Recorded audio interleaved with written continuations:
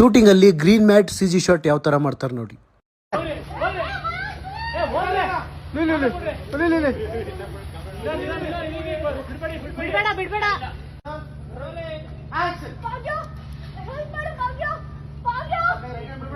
Simple ಮಾಡಲ್ವೇನೆ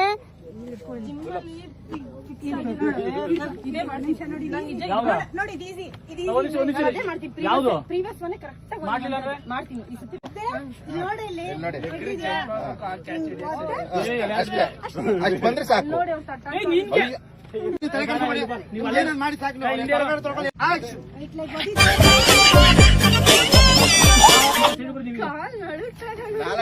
ನಮ್ director ನೋಡಿ direction ಮಾಡಿ ಮಾಡಿ ತಲೆ ಕೆರ್ಕೊತಾರೆ.